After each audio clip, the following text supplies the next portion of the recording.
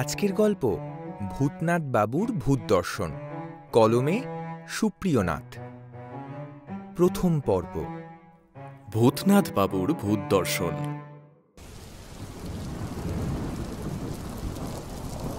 এখন সবে বর্ষা এসেছে, আকাশ জুড়ে কালো মেঘের দাপাদাপি, কিন্তু আমার মনে শারদোৎসব উঁকি মারছে। দুর্গাপুজো যত এগিয়ে আসতে থাকে, বিভিন্ন পত্রপত্রিকার সম্পাদকেরা যেন তাড়া করে বেড়ায় আমাকে। স্বপনে জাগরণে তাঁরাই সর্বক্ষণ বিরাজ করেন আমার মনে। পুজো সংখ্যার জন্য লেখা জমা দেওয়ার তাগাদার চাপে প্রায় দিশাহারা হয়ে পড়ি। একদিকে অফিসের কাজের চাপ, আর অন্যদিকে সংসারের যন্ত্রণা। এই দুইয়ের মাঝে পড়ে লেখা যেন আর পালাবার পথ পায় না। আবার না লিখেও উপায় নেই। কিছু রোজগারের হাতছানি, নামের মোহ আর লেখার নেশা, কিছুতেই পিছু ছাড়ে না এগুলোর কোনোটাই। এই সেদিন দর্পণ পত্রিকার সম্পাদক হরনাথবাবু তাঁর অফিস চেম্বারের সোফায় গা এলিয়ে দিয়ে বললেন, রাজশ্রী, আপনি কিন্তু এবার গ্রাম্য পটভূমিকায় একটা উপন্যাস লিখে দেবেন বলেছিলেন। সম্পাদক মশাইদের নিয়ে এই এক জ্বালা। কবে কখন কাকে কি বলে ফেলেছি সেসব ঠিক নোটবুকে লিখে রেখে দেবেন, আর সময় মতো বের করে আনবেন। বিপদে পড়ে ঢোক গিলে বলেছিলাম বুঝি? আহা, সে কি কথা রাজশ্রী! আমাদের দৈনিকে আর সাপ্তাহিকে আপনার নামে বিজ্ঞাপন ছাপিয়ে দিয়েছি, আর আপনি কি না... মানে এই ইটকাঠ পাথরের শহরে বসে কি আর গ্রাম্য উপন্যাস লেখা যায়? তা ঠিক। সেক্ষেত্রে দিন 20-25 ছুটি নিয়ে গ্রামে যান। হ্যাঁ, শরীরও সারবে, লেখাও উতরে যাবে। আর একটা কথা, আপনার মতো উঠতি লেখকের মুখে না শুনতে বড় খারাপ লাগে। তা আমি কি করব বলুন? আমার 3 পুরুষের কেউ গ্রামে থাকে না। ছোট থেকে কলকাতাতে মানুষ হয়েছি, কোথায় যাব বলে ভাবি। সম্পাদক মশাই এবারে জব্দ, কিন্তু পরক্ষণেই ধাক্কা খেয়ে বুঝতে পারি লেখক আর সম্পাদকের মধ্যে পার্থক্য কোথায়।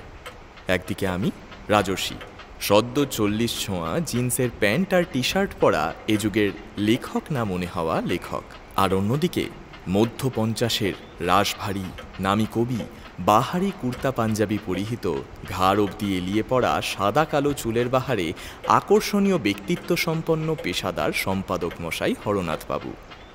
আমার কথা শেষ হতে না হতেই হরনাথবাবু তাঁর স্বভাবসিদ্ধ গম্ভীর গলায় তাচ্ছিল্যের সাথে বলে ওঠেন, তাই বলুন, এটা আবার কোনো প্রবলেম হলো? শুনুন, আমার 3 পুরুষের ভিটে হচ্ছে মুর্শিদাবাদের প্রত্যন্ত এক গ্রামে। ও, এমন গ্রাম যেখানে এখনো রাস্তা কাঁচা, সব বাড়িতে ইলেকট্রিসিটি পৌঁছায়নি। আর শুধু আমার বাড়ি ছাড়া অন্য কোথাও ফোনও নেই। এরকম গ্রামে তো তবে যাওয়াটাই মুশকিল হবে। কেন কেন মুশকিল হবে কেন? সেখানে কি মানুষ থাকে না? না মানে আপনাকে নিয়ে না এই এক বিপদ। সমস্যার সমাধান না খুঁজে অজুহাত খুঁজে বেড়ান। না না, আমি সে কথা বলিনি, শুধু কিভাবে... আরে শুনুন শুনুন, কিভাবে যাবেন তাই তো? হ্যাঁ, খুব সোজা। কলকাতা থেকে ট্রেনে করে গিয়ে মুর্শিদাবাদ স্টেশনে নেমে রিকশায় কিছু দূর গিয়ে তারপর বাকি পথটা গরুর গাড়িতে যেতে হবে। গরুর গাড়িতে? ব্যাস, নিশ্চিন্তে চলে যান, আরামে থাকবেন, খাওয়া দাওয়ার কোনো চিন্তা নেই।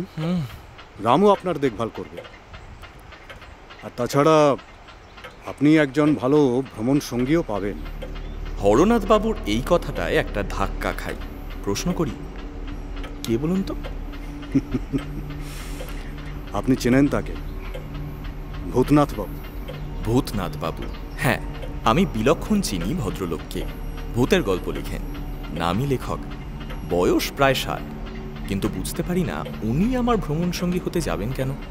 আমি তাই হরনাথবাবুকে বলি, হ্যাঁ চিনি চিনি, মানে সাক্ষাৎ হয়নি কখনো, তবে ওনার লেখা পড়েছি। এত বড় লেখক উনি, তা উনিও আপনার গ্রামের বাড়িতে যাবেন কেন? ওনাকে এবার একটা নতুন ধরনের ভূতের গল্পের ফরমায়েশ করেছি, কিন্তু মুশকিলটা হয়েছে সেখানেই। ভদ্রলোক ভূত দেখতে বা ভূতের উপস্থিতি উপলব্ধি করতে চান, তাতে নাকি গল্প খুলবে ভালো। এতদিন বহু চেষ্টা করেও তো ভূত দেখতে সফল হননি। কি কি না করেছেন, কোথায় না গেছেন। দেখা যাক এবার সফল হন কিনা। আশা নিয়েই ওনাকেও পাঠাচ্ছি আমার গ্রামের বাড়িতে। মরেছে, একটি সুন্দর গ্রামে বসে লেখালেখি করব, ছুটি কাটাবো, এই মনের আনন্দটা এবার উৎকণ্ঠা হয়ে গলা দিয়ে বেরিয়ে আসে। আমি হরনাথ বাবুকে বলি, তার মানে আপনার গ্রামের বাড়িতে ভূত আছে নাকি? ধুর মশাই, আমার গ্রামের বাড়িতে ভূত থাকতে যাবে কেন? শোনা যায় নদীর ধারে একটা পরিত্যক্ত বাড়িতে নাকি ভূত আছে। লোকে বলে সাহেব কুঠি। কেউ থাকে না সেখানে, আর লোকজনও বিশেষ আনাগোনা করে না ওদিকটায়। আপনি কি জানেন ওখানে ভূত আছে? না, আমি এসব জানি না, আর জানার ইচ্ছেও নেই। ভূতে আমার কোনো বিশ্বাস নেই। ব্যাপারটা বেশ কৌতূহলোদ্দীপক, তাই একটু অন্যমনস্ক হয়ে পড়েছিলাম। সেটা যে সম্পাদক মশাইয়ের নজর এড়ায়নি সেটা তাঁর কথায় বুঝলাম। আহা, আপনি আবার চিন্তায় কেন পড়লেন? আপনার তো ভূত নিয়ে কোনো চিন্তা নেই, আর এ নিয়ে ভয় পাবেন না। আমার বাড়িতে ওসব ভূত ফুত আসতে সাহস পাবে না। আপনি গ্রামে থেকে গ্রাম দেখে গ্রাম নিয়ে উপন্যাস লিখবেন, আর উনি ভূত দেখে ভূতের গল্প লিখবেন। বেশ, দুজনের কাজ তো আলাদা। আমি সম্বিত ফিরে পেয়ে আশ্বস্ত হওয়ার হাসি উপহার দিই। এহেন জাঁতরের লোকের বাড়িতে যে ভূত ঢুকবে না সেটা আমি নিশ্চিত জানি। হরনাথ বাবু এবার অধৈর্য হয়ে পড়েন। তাহলে বলুন কবে যাবেন? আমি ট্রেনের টিকিট করে আপনার কাছে পাঠিয়ে দেব। একটু ভেবে এক বুক আশঙ্কা নিয়ে আমি বললাম, শনি। বাহ বাহ বাহ, ভেরি গুড। আমি আগামী শনিবারের টিকিট করে আপনার কাছে পাঠিয়ে দেব। আমি অসহায়ভাবে ঘাড় নাড়লাম। সত্যি বলতে কি, আমি বলতে চেয়েছিলাম শনির দশায় না পড়ি ভূত আর গ্রাম নিয়ে। তা উনি আমার মুখ থেকে শনি শব্দ উচ্চারিত হতেই তাকে শনিবার ভেবে আমাকে আর কথা শেষ করার সুযোগ না দিয়ে নিজের নিদান শুনিয়ে দিলেন। অগত্যা ভূতেই যে আমার ভবিষ্যৎ তা ঘাড় কাত করে বিনা বাক্য ব্যয়ে মেনে নিলাম।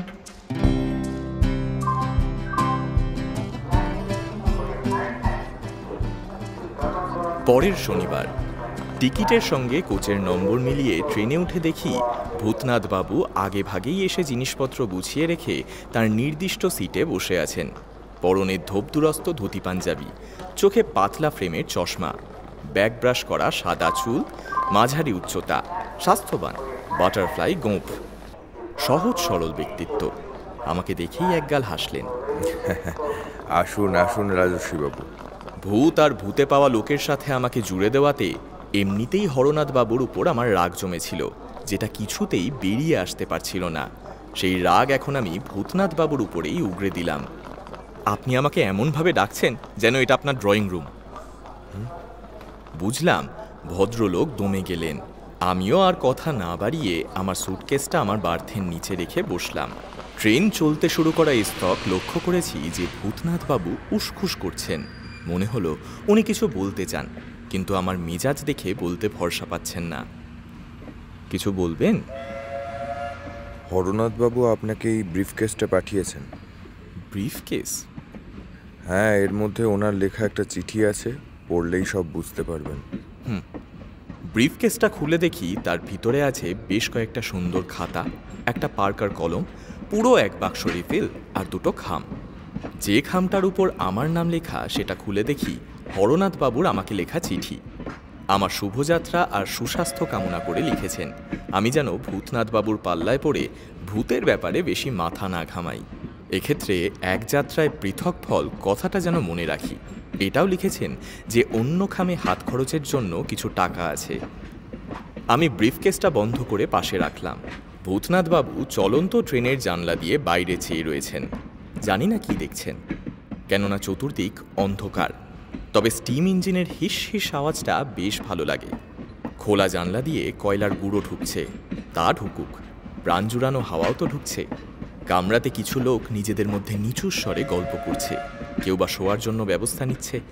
ভূতনাথ বাবুর দিকে চেয়ে দেখি উনি তখনও এক দৃষ্টে জানলার দিকেই তাকিয়ে রয়েছেন। একবার মৃদুস্বরে ডাকলাম, কোনো সাড়া নেই। এবার ভালোভাবে চেয়ে দেখি ভদ্রলোক ঢুলছেন। আমি একটু নিজের গলা খাঁকারি দিলাম, একটু জোরেই ডাকলাম, ভূতনাথ বাবু। উনি চমকে ফিরে তাকালেন। আমি একটু হেসে বললাম, আপনি ঘুমিয়ে পড়েছিলেন, আর আমি ভাবছিলাম আপনি বুঝি গল্পের প্লট ভাবছেন। ভূতনাথ বাবু চোখ কচলিয়ে ম্লান হেসে বললেন, আর প্লট? সারা জীবন ভূতের গল্প লিখে কাটালাম, কিন্তু দুঃখ কি জানেন, ভূতের দেখা পেলাম না। আহা, সেই জন্য আপনি এত দুঃখ করবেন কেন? আমিও তো এত গল্প লিখি, তা বলে সব চরিত্রকে চোখের সামনে দেখতে পাই কি? আপনার ক্ষেত্রে চরিত্রগুলো মানুষ বলে বিশ্বাসযোগ্য হয়, কেউ কোনো প্রশ্ন তোলে না। কেন? আপনাকে কি কেউ ভূতের উপস্থিতি নিয়ে প্রশ্ন করেছে? না, ছোটরা করে না, কারণ তাদের বিশ্বাসের জোর আছে, কিন্তু বড় হলে মনও ধীরে ধীরে অবিশ্বাসী হয়ে ওঠে। তাই বড়দের জন্য ভূতের গল্প লিখতে আর ভালো লাগে না। সেজন্য একটা প্রাইভেট টিভি চ্যানেলের জন্য একটা ভুতুড়ে সিরিয়ালের স্ক্রিপ্ট লিখছি। লোকে নাকি ভালোই খাচ্ছে। খাচ্ছে মানে? খাচ্ছে মানে ভালোভাবে নিচ্ছে আর কি, এখনকার সময়ের ভাষা আর কি, বোঝেনি তো। তা ভালো যখন লাগছে না, তখন ভূতের গল্প লিখছেন কেন? পাবলিক অন্য গল্প নেয় না? সে চেষ্টা কি আর করিনি। পাবলিক খায় না, মানে নেয় না আর কি, পেট চালতে তাই ভূতি ভরসা। আমি ঘাড় নাড়লাম। ভূতনাথ বাবু ঠিকই বলেছেন। আমি একবার নিজের লেখার স্বাদ বদলানোর জন্য গোয়েন্দা উপন্যাস লিখতে চেয়েছিলাম। খুব উৎসাহ নিয়ে কথাটা হরনাথ বাবুকে বলতেই তিনি প্রচণ্ড বিরক্ত হয়ে বলেছিলেন, রাজস্বী, সবাই জানে আপনি পারিবারিক বা সামাজিক উপন্যাস লেখেন। আপনার লেখা অপরাধ কাহিনী চলবে না। ওসব গোয়েন্দা গল্প শরদিন্দু বাবুকেই মানায়। হরনাথ বাবুর কথার কোনো ছাঁচছিড়ি নেই, কিন্তু লেখা পড়ে তো পাবলিক উল্টোটাও ভাবতে পারে, তাদের ভালো লেগেও তো যেতে পারে। আপনার কি লেখালেখি ছেড়ে সম্পাদক হবার ইচ্ছে হয়েছে? কেন বলুন তো? শুনুন মশাই, আপনারা লেখেন আপনাদের আত্মার তৃপ্তির জন্য, আর আমরা তা ছাপি পাবলিকের কথা ভেবে। কিন্তু আপনার গোয়েন্দা গল্প ছাপার রিস্ক আমি তো অন্তত নেব না। আপনি যখন সম্পাদক হবেন তখন ছাপবেন। আরে মশাই, নায়ককে যেমন ভিলেনের রোলে মানায় না, তেমন ভিলেনকেও কিন্তু লোকে নায়ক হিসেবে মেনে নেয় না। আমি আর কথা বাড়াইনি, ওনার কাছে জানতেও চাইনি আমাকে উনি নায়ক ভাবেন না ভিলেন ভাবেন।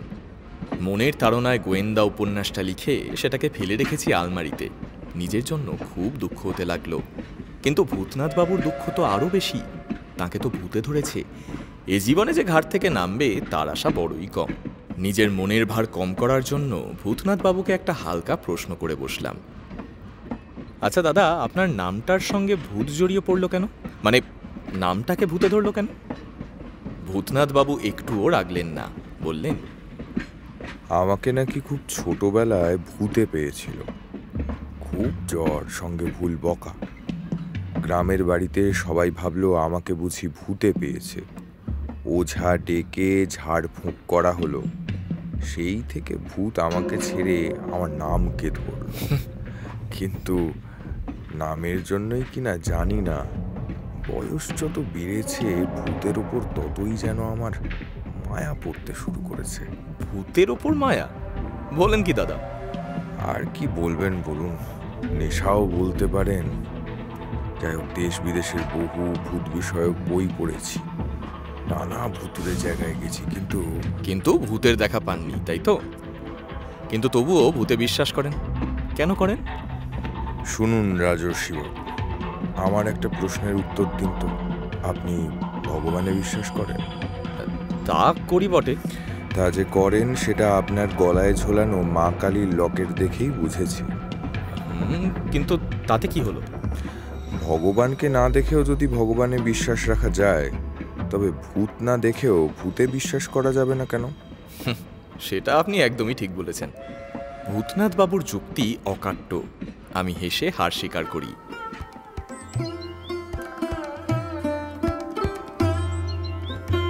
ভোরে ট্রেন থেকে নেমে যখন হরনাথ বাবুর গ্রামের বাড়িতে পৌঁছলাম, তখন বেশ বেলা হয়ে গেছে।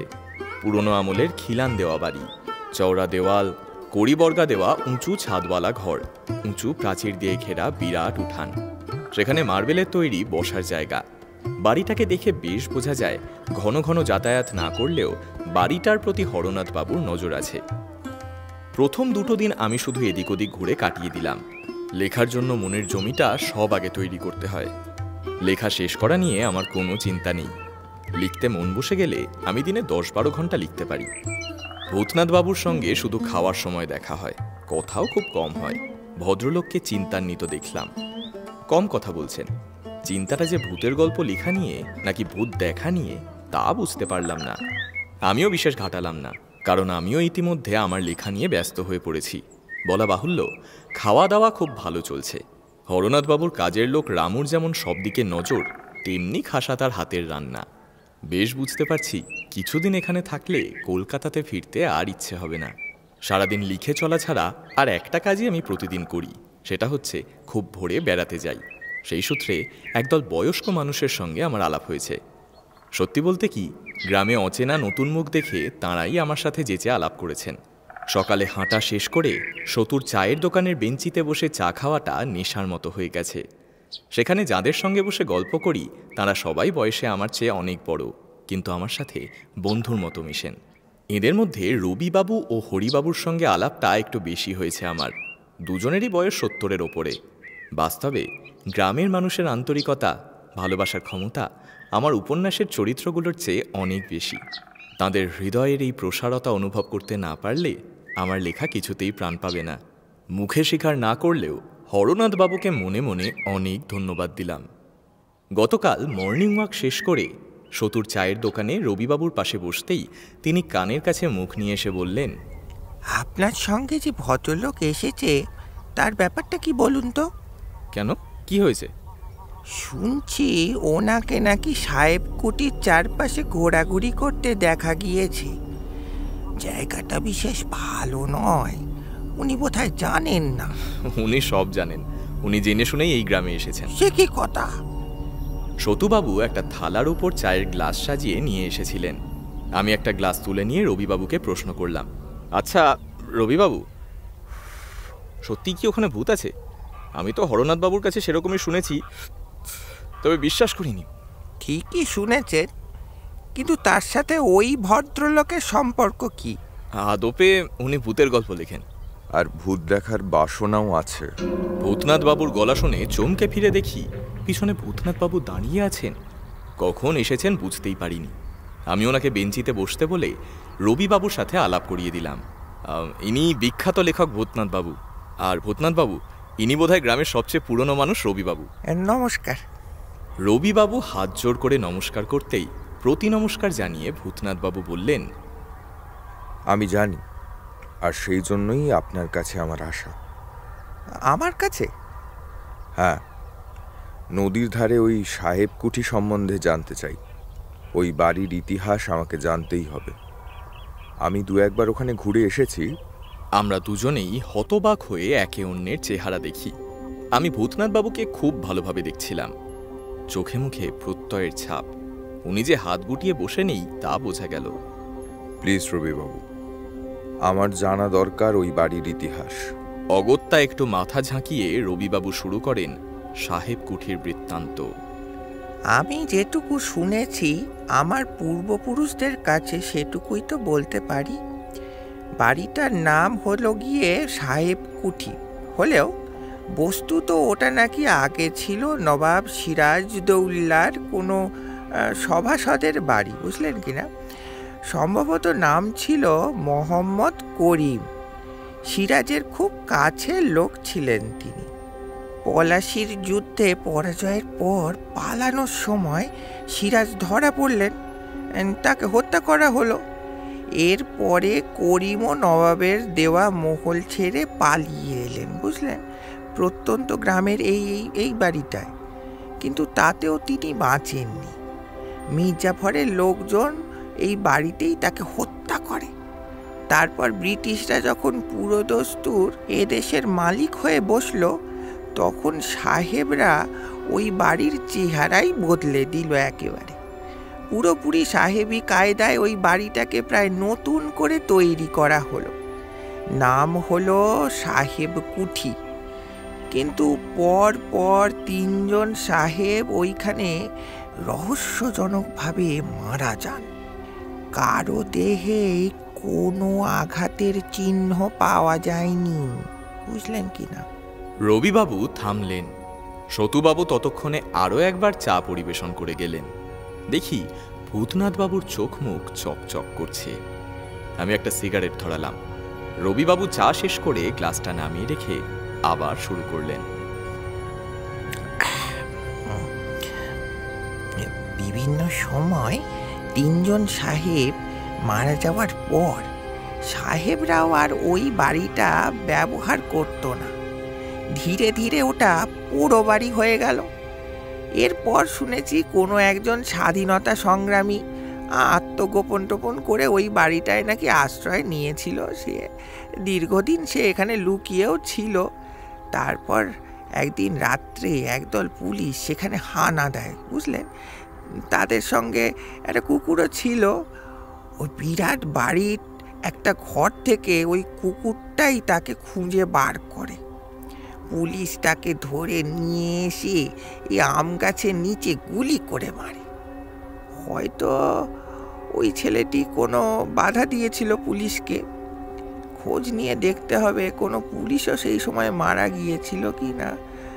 এগুলো আমার শোনা কথা। তবে আমার দেখা দুটো ঘটনা আছে। একবার একটা চোর রাত্রে ওই বাড়িতে লুকিয়েছিল, বুঝলেন। পরের দিন আধমরা অবস্থায় তাকে বাগানে পাওয়া গেছিল। আর একবার তিনজনের একটা ডাকাত দল ওইখানে লুকিয়ে থেকে এমন ভয় পেয়েছিল যে পরের দিন নিজেরাই পুলিশের কাছে গিয়ে ধরা দিয়ে দেয়। বলেন কি? হ্যাঁ। ভূতনাথবাবু যেন কথাগুলো গিলছিলেন। এবার তিনি মুখ খুললেন। আপনারা দল বেঁধে দিনের বেলাতেও ওখানে যাননি কোনোদিন? না, তবে দিনের বেলায় বাড়িটার আশেপাশে বাগানে ঘুরেছি, কিন্তু সত্যি কথা বলতে কি ভেতরে যাইনি কোনো দিন। কেউ গিয়েছে বলেও শুনিনি। কিন্তু আমি যে ওখানে এক রাত্রি কাটাবো বলে স্থির করেছি। ভূতনাথবাবুর কথায় যেন চমকে উঠল সবাই। হরিবাবু এতক্ষণ পাশে বসেই সব শুনছিলেন। উনিও এবার হাত জোর করে ভূতনাথবাবুকে বললেন, না না না, আপনি আমাদের গ্রামের অতিথি, নামী লোক। আপনার যদি কোনো অনিষ্ট হয় তাহলে আমরা সবাই অপরাধী হয়ে থাকবো। আপনি এসব করবেন না। আপনাদের কোনো ভয় নেই। আমি অতীতেও এরকম হানাবাড়িতে রাত কাটিয়েছি, কিন্তু ভূতে কোনো অনিষ্ট করা তো দূরের কথা, সামনেই আসেনি। এখানেও তাই হবে। তবুও জানেন তো, আশায় বাঁচে চাষা, সেই জন্যই চেষ্টা করা। ভূতনাথবাবু আর কোনো কথা না বাড়িয়ে সবাইকে নমস্কার করে উঠে পড়লেন। বুঝলাম ভূতের সঙ্গে বোঝাপড়া না করে উনি এ যাত্রা ছাড়বেন না।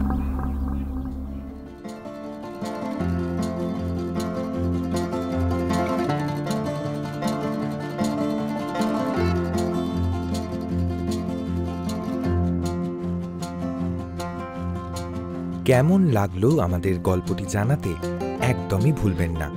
ভালো লাগলে ছড়িয়ে দিন বন্ধু বান্ধবদের মধ্যে এবং সাবস্ক্রাইব করতে কিন্তু একদমই ভুলবেন না।